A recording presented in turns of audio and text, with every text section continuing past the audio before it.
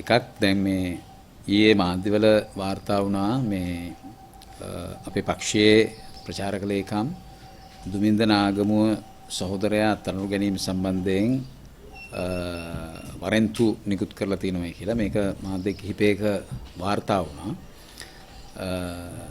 සිසුජන ව්‍යාපාරයේ උද්ඝෝෂණයකට සම්බන්ධ වීම සම්බන්ධ කරගෙන තමයි මේ වරෙන්තුව නිකුත් කරලා තියෙන්නේ.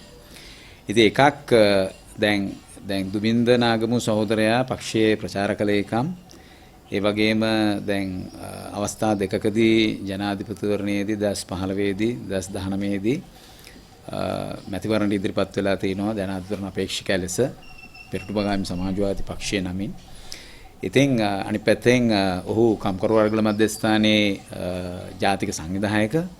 ඉතින් ඔහුගේ නිවසට හෝ නැත්නම් මේ අපේ පක්ෂ මූලස්ථානයට හෝ කිසිදු දැනුම් දීමක් නොකර එකපාරම මේ මාධ්‍ය වලින් මේ සම්බන්ධ විශාල ආందోලනයක් ඇති කිරීම ඇතුලේ මේකේ යම්කිසි දේශපාලන අරමුණක් දේශපාලන යටි අරමුණක් ආණ්ඩුවේ දේශපාලන අරමුණක් තියෙන බව පේනවා. ආණ්ඩුවේ මර්ධන ක්‍රියාමාර්ගයේ සම්බන්ධයෙන් තවත් එක් අවස්ථාවකට තමයි අපිට මේක දකින්න පුළුවන්. විශේෂයෙන් සාමාන්‍ය පොලිසිය අනුගමනය කරන ක්‍රියාමාර්ගය අනුගමනය නොකරමින් මේ සම්බන්ධ විශාල ආందోලනයක් ඇති වෙන විදිහට සමාජය තුළ භීතියක් ඇති වෙන විදිහට මෙවැනි ප්‍රචාරයක් ගෙන යාම තුළ අපිට පේනවා මේ විශේෂයෙන් දුමින්ද නාගමුව සහෝදරයාට එරෙහිවත් පෙරටුගාමී සමාජවාදී පක්ෂයට එරෙහිවත් යම්කිසි දේශපාලන උමනාවකින් යම්කිසි මර්ධනීය ක්‍රියාමාර්ගයකට ආණ්ඩුව පෙළඹෙන ස්වරූපයක් මේකේ පේන්න තියෙනවා. එතකොට දැන් එකක් අපිට අපි දන්නවා දුමින්ද නාගමුව සහෝදරයා එහෙම මේ සංගවිලා දේශපාලනය කරන කෙනෙක් නෙවෙයි බොහොම විවෘතව දේශපාලනය කරන්නේ. රටේ මැතිවරණවලට ඉදිරිපත් වෙනවා. අනිකුත් කම්කරගල මධ්‍යස්ථානයේ ක්‍රියාමාර්ග වලට වෘත්තීය සමිති ක්‍රියාමාර්ග වලට ඉදිරිපත් වෙනවා. ඒ නිසා මේ ඕන වෙලාවක ඇවිල්ලා කතා බහ කරන්න පුළුවන්. එහෙම තියෙද්දිත් මෙවැනි තත්වයක් නිර්මාණය කිරීම බොහොම සැලසුම් සහගත උවමනාවක් කියන එක පේනවා. ඒතර දැන් මේ තත්වය ගොඩනගෙන්න බලපාපු පසුබිම ගත්තොත් අපි දන්නවා මේක පහුගිය අගෝස්තු 3 වෙනිදා මේ සිසුජන ව්‍යාපාරයේ විශේෂයෙන් අධ්‍යාපනය විකිණීමට අධ්‍යාපනය පෞද්ගලීකරණය කිරීමට කොතලාල පනතරහා අධ්‍යාපනය පෞද්ගලීකරණය සහ මිලිටරිකරණය කිරීමට එරෙහිව ගොඩනැගුණු උද්ඝෝෂණ ක්‍රියාමාර්ගයක තමයි මේ තත්ත්වය පෙළගැහෙන්නේ. මොකද දැනටමත් දැන් අද වෙනකොට අපේ පක්ෂයේ චමීර කොස්වත්ත සහෝදරයටත් කෝෂිලා හංසමාලි සහෝදරියටත් ඇතුළු අනිකුත් ශිෂ්‍ය නියෝජිතයන්ට අප ලැබුණා. නමුත් ඔවුන්ට මාස 3කට අධික කාලයක් තිස්සේ අප ලබා නොදී තිබුණු තත්වයක් තිබුණා. ඒ නිසා අප ලබා දීම සඳහා සුවිශේෂ හේතු අධිකරණය වෙත වාර්තා කර අපේ නීතිඥවරු හරහා. නමුත් අපිට පෙවුණා මේක ඇතුලේ ඔවුන්ට අප ලබා නොදී සිරගත කිරීමේ උවමනාවක් තිබුණු බවක් අපිට දැනුණා.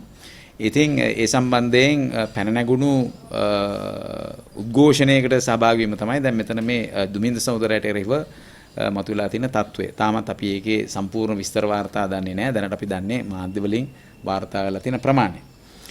එතකොට දැන් මේකේ පසුබිම ගැන මම මුලින් මතක් කළා වගේම දැන් මේ පසුබිමේදී අපි දන්නවා දැන් අගෝස්තු 3 මේ මතුවෙච්ච අගෝස්තු 3 සිසුජන ව්‍යාපාරයෙන් මතු කරපු උද්ඝෝෂණයේදී ඇත්තටම මේ සිද්ධ වුණු සිදුවීම ගත්තොත් පෙට්ටියක් පාරේ ගිනි තැබීම තමයි මේගොල්ලෝ මේ පොදු දේපල පනත යටතේ මේ චෝදනා ගොනු කරන්න පසුබිම් කරගත්තේ. ඒතර සාමාන්‍යයෙන් මේක සිද්ධ වෙන්න පුළුවන් මහා මාර්ග ආඥා පනතට අනුව මේ චෝදනා ගොනු කරන්න තිබුණා.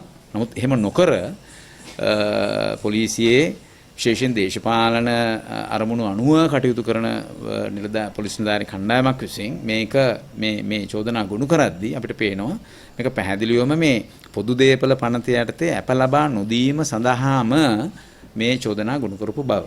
ඒ නිසා දැන් සාමාන්‍යයෙන් පොදු දේපල පනත යටතේ රුපියල් ලක්ෂයකට වඩා වැඩි නම් තමයි මේ අර අප ලබා නොදී ඉඳීමේ තත්වය නිර්මාණය වෙන්නේ. ඒ නිසා මේක හිතාමතාම 1,77,000ක වාර්තාවක් සකස් කළා තමයි මේ පොදු දේපල පනත යටතේ මේ චෝදනා ගොනු කරේ. ඒතර මේක ඇතුළෙම අපිට පේනවා මොකද අපි අදත් එතනින් ගියාම මෙතන සලකුණක්වත් පේන්නේ නැහැ. එතන මේ පෙට්ටියක් ගිනි තිබ්බයි කියන තැන. ඒ නිසා අපිට එහෙම එතන හානියක් සිද්ධ වුණ බවක් පේන්නේ නැහැ. සබුද්ධිකව බලන කෙනෙකුට ඒක තේරෙනවා. ඒතර අපිට හොඳින්ම තේරෙනවා මෙතනදී පොලිසිය මේ පිරිස සිරගත කිරීම, ඒ කියන්නේ අප නොදී ඉඳීම හරහා රිමාන්ඩ් භාරයටපත් කිරීම හරහා සිරගත කිරීමක් මෙතන සිද්ධ වෙලා තියෙනවා. මෙතන ඔවුන්ගේ මානවිකම් කඩවීමක් සිද්ධ වෙලා තියෙනවා. ප්‍රජාතන්ත්‍ර විරෝධී තත්වයක් නිර්මාණය වෙලා තියෙනවා. ඒතර ඒකත් එක තමයි මේක පැන නගින්නේ. ඊට පස්සේ අපි දැක්කා දැන් අගෝස්තු මාසේ කොවිඩ් තත්වයේ කොරෝනා වසංගත තත්වයේ උග්‍ර වෙද්දී රටේ දහස් ගණනින් ආසාදිතයන් වාර්තා වෙද්දී 200කට අධික පිරිස් දවසට මිය යන තත්වයක් තියෙද්දී අපි සුවිශේෂ හේතුවක්සේ වාර්තා කරා අපේ නීතිඥවරු හරහා අධිකරණයට අපි සුවිශේෂ හේතුවක්සේ සලකා මේ කොවිඩ් බන්ධනාගාරවල කොවිඩ් වසංගතය තදින් පැතිර යනවා. ඒ නිසා මොවුන්ට ජීවිත හානි තියෙනවා. ඒ නිසා මරණයටපත් වෙන්න පුළුවන්. ඒ නිසා ජීවිතවලට බරපතල හානිකර තත්වයක් පැනනගලා තියෙනවා. ඒ නිසා මොවුන්ට අප ලබා දෙන්න කියලා. නමුත් ඒකට අපිට සාධාරණත්වයේ ඉෂ්ට උනේ නැහැ. ඒ නිසා ඇත්තටම සිද්ධ වුණේ මොවුන් 5 දෙනාටම පක්ෂයේ චමීර සහෝදරයටත් කෝෂිලා සහෝදරියටත් අනිකුත් ශිෂ්‍ය නියෝජිතයන්ටත් මේ කොවිඩ් වැළඳුණා.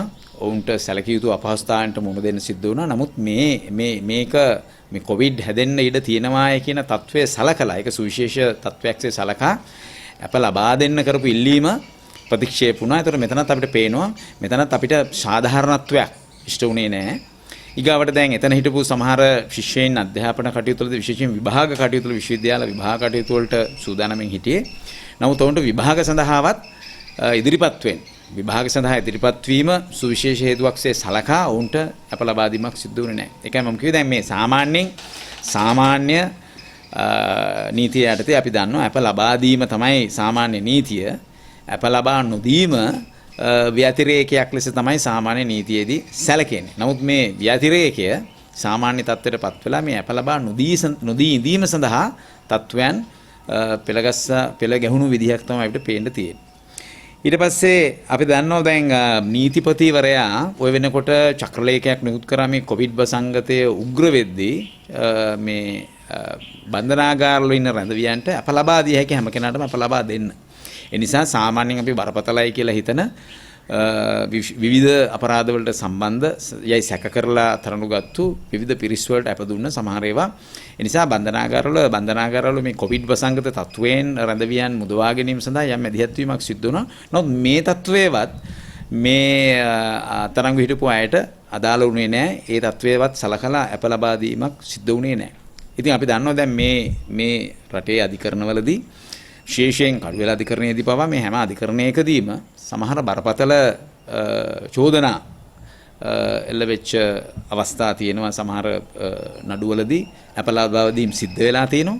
ඒ වගේම දේපල සමහර ඒවා මොකක් හරි අත්පත් කරගත්තු අත්අඩංගුවට දේපල සමහර දේවල් නැවත මුදා හැරලා තිනවා අප කොන්දේ යටතේ. නමුත් මෙතනදී අපිට ඇයි මේ තීරණයේදී විතරක් මේ වෙනස් ආකාරයකට කටයුතු කරේ කියන ප්‍රශ්නය බරපතල ලෙස අපිට ආවා. මේක සමාජයේ බරපතල ප්‍රශ්නයක් ලෙස මතුවුණා මේ අප ලබා නොදීම. ඒතර දැන් මේ සිද්ධිය සිද්ධ වෙන්නේ එක පැත්තකින් දැන් අපි දන්නවා සාමාන්‍යයෙන් අප ලබා දීමේදී අපි වැඩිපුර සලකන කාරණයක් තමයි එක්කෝ සාකිකාරයන්ට බලපෑම් කරයි, එහෙම නැත්නම් රටින් පිට වෙයි. මේ වගේ දේවල් තමයි සාමාන්‍යයෙන් තියෙන්නේ. රාජ්‍ය නිලධාරීන් නම් තමුන්ගේ මොනක් හරි තමුන්ට තියෙන තත්වයන් මේ අවභාවිත කරයි වගේ දේවල් නිසා තමයි අප ලබා නොදෙන්නේ. නමුත් මොවුන්ට කිසිම එවැනි තත්වයක් තිබුණේ නැහැ. අධිකරණයේදී ඉදිරිපත් කිරීමට හැකි බව අපේ නීතිඥවරු අපට නිතර සනාථ කරා. එහෙම තියෙද්දිත් තමයි මේ අප ලබා නොදුන්නේ. මෙහෙම තියෙද්දි තමයි අපි දැක්ක දැන් පහුගිය දවස්වල දැනට මේ දැන් අප ලබාගෙන ආපු මේ ශිෂ්‍ය නියෝජිතයෙක් කරා ඉදිරිපත් කරලා තිබුණා දිවුරුම් පෙත්සමක්. ඉතින් මේ දිවුරුම් පෙත්සමේ මේ කොළඹ නියෝජ්‍ය පොලිස්පතිවරයෙක් කොහොමද මේ තලංගම පොලිසියේදී ඔහුට දුරකථනයෙන් ජංගම දුරකථනයෙන් ඔහුට තර්ජනය කරේ කොහොමද? ඒ තර්ජනය කරාදී කියපු කරුණු අපි නීතිය සහ උසාවිය සම්බන්ධයෙන් ඔහු ඉදිරිපත් කරපු කරුණු මේ පොලිස් නිලධාරියා හරහා අපිට පෙවුණා. මෙතන යම්කිසි ඔවුන්ගේ අවබෝධයක් සැලැස්මක් තියෙන ඒ තර්ජනය හරහා ඒ දිවුරුම් පෙත්සමේ තියෙන කරුණු සලකලා බලපුවාම ඔහුට තර්ජනය කරලා තියෙනවා කාලයකට ඇතුළත දානවායි කියලා. ඒතර මේක අපිට පේනවා මෙතන මේ විධායකය නියෝජනය කරන පොලිසිය මෙතනදී ඒ සමහර නිලධාරීන් තා පැහැදිලිවම යම්කිසි දේශපාලන අරමුණක් සපුරා ගැනීම සඳහා මේ අප ලබා නොදීමට දාලා තත්වයන් සිරගත කිරීම සඳහාම යොදාගත්තු තත්වයක් අපිට පේනවා. දැන් මෙතන තවත් අවස්ථාවක් ආවා. දැන් චමීර කොස්වත්ත සහෝදරයාත් අනිත් පැත්තෙන් කෝෂිල හංසමාලි සහෝදරියටත් විරුද්ධව සාක්ෂි මෙන්න මේ මහපාරේ මේ පෙට්ටියක් ගිනි තැබීම සම්බන්ධයෙන් සාක්ෂි නැහැයි කියලා කියද්දි පොලිසියෙන් කියද්දි එක මොහොතකදී උන්ට ඉදිරිපත් කරන සාක්ෂි නැහැ ඇත්තටම. ඒ පොලිසියට තමුන්ට සාක්ෂි නැහැ කියලා තිබුණ තත්ත්වයක් ඇතුළෙත් අපි කිව්වා එහෙනම් මේ දෙන්නට අප දෙන්නේ කියලා. නමුත් ඒකවත් දෙන්න ඒ අප ලබා ගැනීමේ හැකියාවක් අපිට තිබුණේ නැහැ. ඒ නිසා අපිට පේනවා මෙතන පැහැදිලිවම දේශපාලන උවමනාවක් මෙතන වැඩ කරාද කියන ප්‍රශ්නේ නිසා අපිට මෙතන සාධාරණ ඉෂ්ටුනාද කියන ප්‍රශ්නේ තිබුණා. මේක තමයි පහුගිය කාලේ අපි සාකච්ඡා කරමින් ආපු ප්‍රශ්නේ. පහුගිය කාලේ විවිධ උද්ඝෝෂණ විවිධ මැදිහත්වීම් කරුණු ඉදිරිපත් කිරීම හරහා මේ කාරණය සමාජගත කරන්න උත්සාහ කරා. දැන් මේක සිද්ධ වෙන්නේ මෙතන විශේෂයෙන් රටේ බරපතල සිදුවීම් සිදුවන තත්ත්වයක් ඇතුලේ. දැන් විශේෂයෙන් ඔබ දන්නෝ පහුගිය කාලේ දැන් මේ පෙරේදා දැන් කරන්නාගොඩ හිටපු නායක හමුදාපති ඔහුට විරුද්ධව අර තරුණයන් පැහැරගෙන යෑමේ ඔහු 14 වෙනි සැකකරු ලෙස හිටියේ. ඉතින් ඔහුට විරුද්ධව තිබුණු අධිචෝදනා පත්‍ර ඉලාස් කරගත්තා. එතකොට දැන් කලින් ආණ්ඩුවේදී නීතිපතිවරු දෙදෙනෙක් යටතේ මේ චෝදනා ඉදිරිපත් කළා තිබුණේ. එහෙම තියෙද්දි දැන් මේ වර්තමාන තත්ත්වය ඇතුලේ ඔහුට එරෙහිව තිබිච්ච අධිචෝදනා පත්‍ර ඉවත් කරගන්න. එතකොට දැන් මෙහෙම තත්ත්වයන් තියෙනවා. අපි දන්නවා බැසිල් රාජපක්ෂ මහත්තයලා එතකොට නිස්සංක සේනාධිපති මහත්තයලාගේ එරෙහිව තිබිච්ච නඩුවල අධිචෝදනා පත්‍ර ඉවත් වුණේ කොහොමද කියලා අපි දන්නවා. ඊට පස්සේ අපි දන්නවා දැන් මේ සැකකරුවන් නෙවෙයි අධිකරණයේදී වරදකරුවන් ලෙස මිනිමරුම් වලට වරදකරුවන් ලෙස නම් කරපු අයට ජනාධිපති සමාව හම්බුණා. ඔවුන්ව රජයේ විවිධ තනතුරු වලට පත් කරලා තියෙනවා.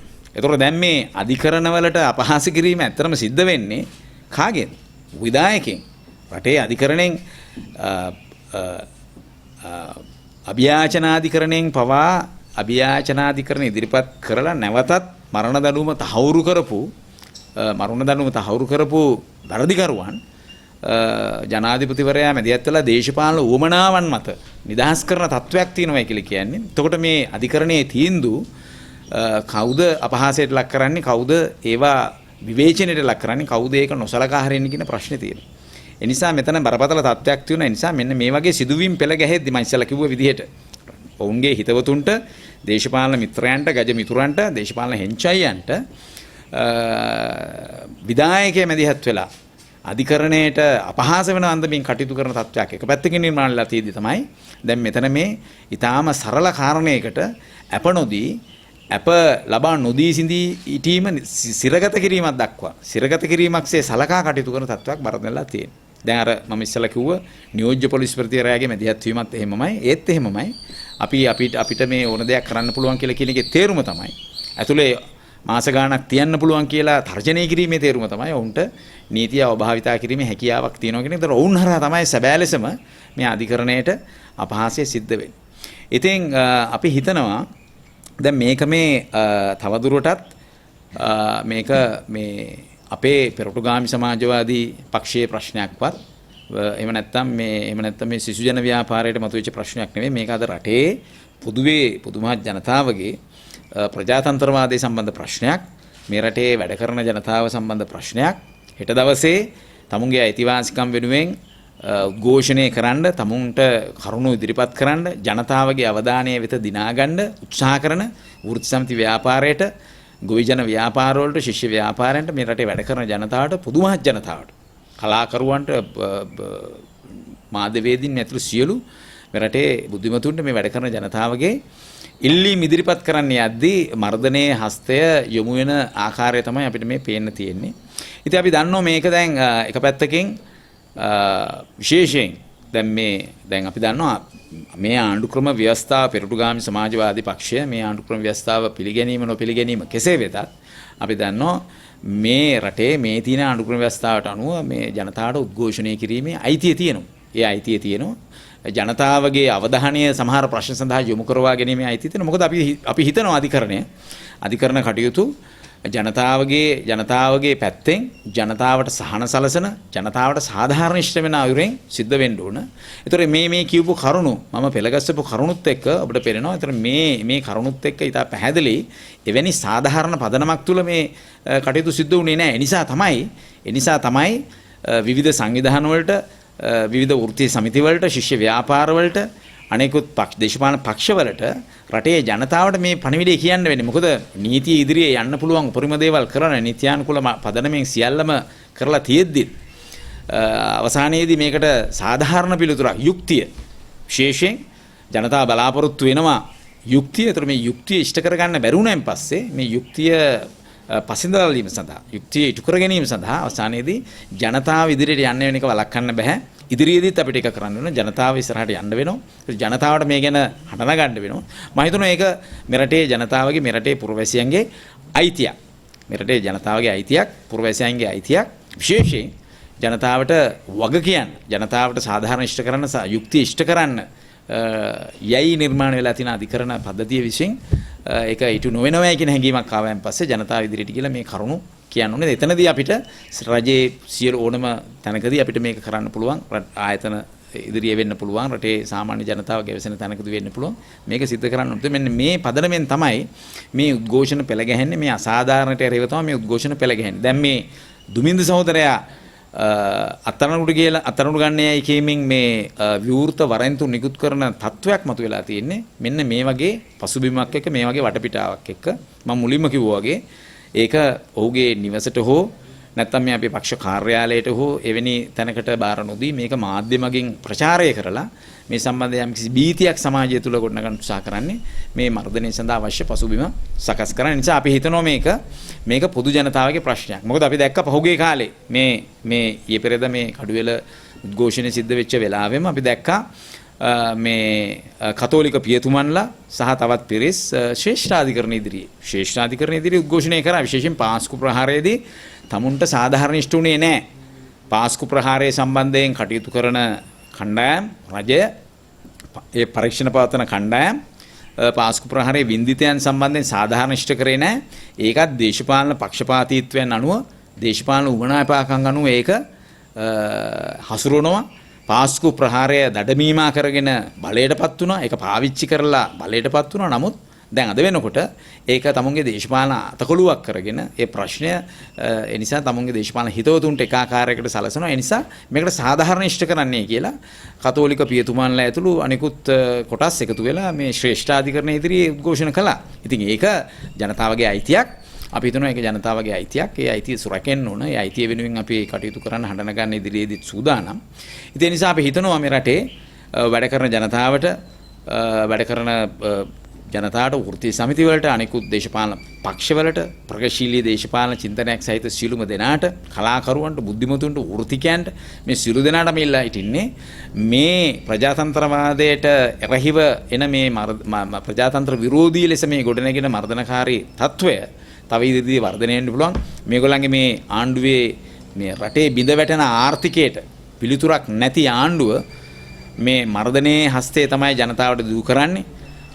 අධ්‍යාපන අපි දන්නවා මේ ප්‍රශ්නේ පටන් ගත්තේ මම මුලින්ම කිව්වා වගේ මේ අධ්‍යාපනයේ විකිණීමට එරෙහි අරගලයක් කරහා අධ්‍යාපනයේ විකිණීමට ආණ්ඩුවේ ගත්ත උත්සාහය ඒ සම්බන්ධ ආණ්ඩුවේ ප්‍රතිපත්තියට එරෙහිව ගොඩනැගිච්ච අරගලයක් කරා මේක සිද්ධ වෙන්නේ. ඒ නිසා අපි පේනවා මේ ආණ්ඩුවේ ඒ ප්‍රතිපත්ති තාම වෙනස් වෙලා නැහැ. ඒ නිසා මේ ආර්ථික අර්බුදයට මුහුණ දී ගන්න බැරුව ඉන්න ආණ්ඩුව බොහෝ විට තවදුරටත් මර්ධනීය ක්‍රියාමාර්ග වලට යොමු වීමේ අනතුරු තියෙනවා. අපි ජනතාවට අනතුරු අඟවන්නේ. ඒ නිසා මේකට අපිට බය වෙන්න බෑ. මේකට බිය නොවන්න. අනිත් පැත්තෙන් මේකට අපිට අත්වල බැඳගෙන ඒකට පළල් මැදිහත් වීමක් සිදු කළ යුතු තත්වයක්. එවැනි පළල් මැදිහත් වීමකින් විතරක් මේ තත්වය පරාජය කළ හැකි කියන විශ්වාසයෙන් තමයි අපි මේ කරුණු ඉදිරිපත් කිරීම කරන්නේ. දැන් මේ තත්වෙත් එක්ක දුමින්ද නාගම සහෝදරය පිළිබඳව කොහොමද ඉදිරි වැඩ පිළිවෙල මොකක්ද ඒක ඉදිරිපත් කිරීමක් කරන්න බලාපොරොත්තු වෙනවද නැත්නම් මොන වගේ තත්ත්වද තියෙන්නේ අතරම? එකක් තමයි දැන් අපි දන්නවා දැන් මම ඉස්සෙල්ලත් අර කරුණු පැහැදිලි කිරීමේදීත් කිව්වා දැන් දුමින්ද නාගම සහෝදරයා මේ අපේ පක්ෂයේ ප්‍රචාරක ලේකම් ඒ වගේම කම්කරුවර්ගල මධ්‍යස්ථානයේ ජාතික සංවිධායක. ඒ නිසා මැතිවරණයට ඉදිරිපත් වෙච්ච ජනාධිපතිවරණ ඉදිරිපත් වෙච්ච අපේ නියෝජිතයා පහුගිය 2015 නිසා අපිට කොයි වෙලාවකවත් මේ සංගවිලා දේශපාලනය කිරීමේ අවශ්‍යතාවයක් නැහැ. දුමින්ද සහෝදරයාටත් එහෙම අවශ්‍යතාවයක් නැහැ. පක්ෂයේ කිසිම සහෝදරයෙකුට එහෙම අවශ්‍යතාවයක් නැහැ. ඒකයි මම කිව්වේ මෙතනදී මේ දැන් මේක මේ මාධ්‍ය මගින් මේ විවෘත වරෙන්තු සම්බන්ධ ප්‍රචාරණය කිරීම ඇතුලේ තමයි මේක අපිට මේ ප්‍රශ්නාර්ථය එන්නේ. මොකද බොහොම ලේසියෙන් මේ පක්ෂ කාර්යාලයට මුලස්ථානෙට එහෙම නැත්නම් ඔහුගේ නිවසට ගිහිල්ලා මේ කරුණ ඉදිරිපත් කරන්න පුළුවන්, අවශ්‍ය කටුත්තරයක් ලබා ගන්න පොලිසියට එන්න කියන්න පුළුවන්. අවශ්‍යතාවයක් තියෙනවා නම්. ඒතර අපිට ඒක ප්‍රශ්නයක් නෑ. නමුත් එහෙම නොකර මෙවැනි ප්‍රචාරණයක් කිරීම ඇතුලේ මෙතන ඔවුන්ගේ දේශපාලන අරමුණක් තියෙනවා. සමාජය තුළ මේ පෙරටුගාමී සමාජවාදී පක්ෂ සම්බන්ධයෙන් වෙනත් අදහසක් හදන්න උත්සාහ කරනවා. මම හිතන්නේ මේ රටේ ජනතාව, සබුද්ධික ජනතාව මේ සම්බන්ධ දන්නවා කියලා අපි හිතනවා. ඒ නිසා අපි මේකෙදී අපි නීතිමය තත්ත්වයන් සලකලා බලලා අනිකුත් ඒ නීති මැදිහත්වීම වෙනකොටත් අපි කරනවා. ඒ නිසා ඊට අනුව ඒ නීති උපදේශ අනුව අපි ඉදිරියේදී කටයුතු කරන්න බලාපොරොත්තු වෙනවා. අයවැය ඉදිරිපත් වෙනවා මුදල් අමාත්‍යවරයාගේ මංගල අයවැය. ඔබතුමාලා කොහොමද මේක මොනවද බලාපොරොත්තු වෙන්නේ? කොහොමද මේක දකින්නේ කියලා කොට? ඇත්තරම මෙවර අයවැය ඉදිරිපත් වෙන්නේ මේ ආණ්ඩුව මේ පාලකීන් රටේ ආර්ථිකය බරපතල අගාධයකට ඇදලා දාලා තියෙන තත්වයක් ඇතුලේ. මේගොල්ලෝ මේක කොවිඩ් වසංගතයට බැර කරන්න උත්සාහ කරාට අපි දන්නවා මේ කොවිඩ් වසංගතේ එන්න කලින් ඉඳන්ම මේ රටේ තිබුණු ආර්ථික තත්වයක් තිබුණා, ආර්ථික මට්ටමක් තිබුණා. එතකොට 2019 වගේ වසරක් ගත්තත් අපි දන්නවා ආර්ථික වර්ධන වේගය තිබුණේ මොන මට්ටමේද කියලා. ඒ නිසා කොවිඩ් වසංගතේ නිසා උනේ මේ පාලකයන්ගේ නොහැකියාව තවත් වර්ධනය වෙච්ච එක. ඒක අපිට හොඳටම පෙවුණා. වසංගතයට මේගොල්ලන්ට මුහුණ දෙන්න පුළුවන් කමක් තිබුණෙත් නැහැ. වසංගතේ නිසා මතුවෙච්ච ඒ සෞඛ්‍ය ගැටලු වලට මුහුණ දෙන්න පුළුවන් කමක් තිබුණෙත් නැහැ සාර්ථකව. අනිත් පැත්තෙන් එතනින් මතුවෙච්ච ආර්ථික කඩාවැටීම් වලට මුහුණ දෙන්න පුළුවන් කමක් ලැබුණේ නැහැ. ඒ නිසා අපි අද පේනවා අද වෙනකොට වැඩ කරන ජනතාව හැම පැත්තෙම කම්කරුපන්ති වෙන්න පුළුවන්. අනිත් පැත්තෙන් ගොවි ජනතාව වෙන්න පුළුවන්. මේ සෑම සිළු ක්ෂේත්‍රයකම ශිෂ්‍ය ව්‍යාපාරයෙන් හැමතැනකම ආණ්ඩුවට එරෙහි උද්ඝෝෂණ මතුවලා තියෙන්නේ මේ පීඩනය තවදුරටත් දරා ගන්න බැරි නිසා.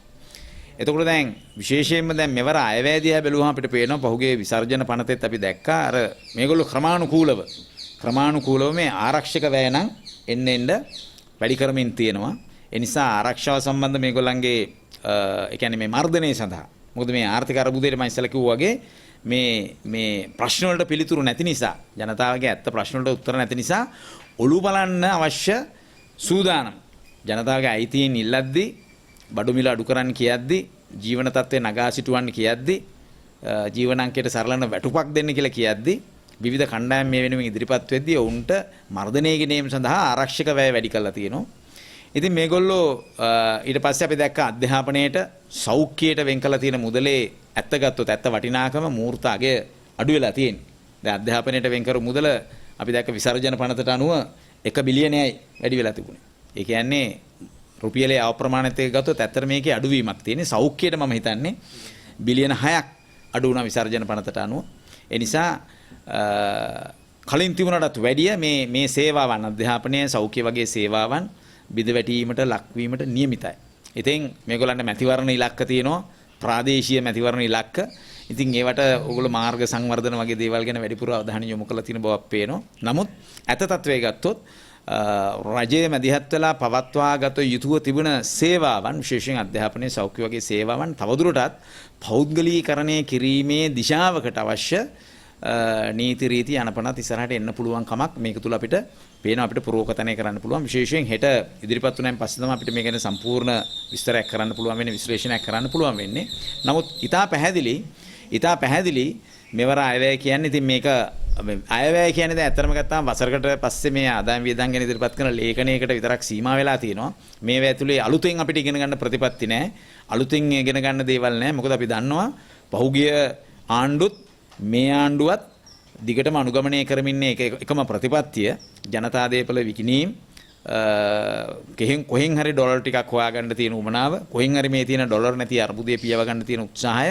ඒ නිසා දැන් මේගොල්ලෝ ලෝක බැංකුවට යන්නේ නැහැ කිව්වා, ජාත්‍යන්තර මුල්ලාර මුදල ගාවට යන්නේ නැහැ කිව්වා, මේගොල්ලෝ ආසියානු සංවර්ධන බැංකුවට යන්නේ නැහැ කියලා දැන් මාස ගානකට කලින් වහසිබස් දෙඩෙව්ව බොහොම මේ ව්‍යාජ දේශප්‍රේමී මත දැක්කුවා මේ රටේ ජාතික ආර්ථික නගා සිටුමු කියලා. නමුත් අපිට දැන් පේනවා ඒවැය උපදෙස් අනුව කොහොමද මේගොල්ලෝ ඉස්සරහට ආර්ථික ප්‍රතිපත්ති හදන්නේ. ඒ නිසා ඉස්සරහට මේ රජයේ මැදිහත් වෙලා පවත්වාගෙන සේවාවන් තවදුරටත් අර්බුදයට ගිහිල්ලා මේවා මේ පෞද්ගලීකරණය කිරීමේ ප්‍රවණතාව ඉස්සරහට වර්ධනය වෙයි. මේක තමයි මේගොල්ලන්ගේ ප්‍රතිපත්තිය. ඒ නිසා මේ ප්‍රතිපත්තියේ වෙනසක් අපිට පේන්නේ නැහැ. ඒ නිසා තවත් රට ණයබරෙන් තව මිරිකෙන තව දුරටත් ණය ගෙවා ගන්න අපේ බදු මුදල් අය කරන ඉහළ ධන කුවේරයන්ට බදු සහන දෙන මේ ප්‍රතිපත්තිය තවත් ඉස්සරහට යාවි. මෙවර අයවැයනුත් ඒ ප්‍රතිපත්තියේ වෙනසක් අපිට පේන්නේ නැහැ. ජනතාවට තමුන්ගේ අයිතීන් ඉල්ලීම් දිනා ගැනීම සඳහා අරගල කරන්න සංවිධානය වෙන්න එකට කටයුතු කරන්න වෙන තත්වයක් ඉස්සරහදී නිර්මාණය වෙයි.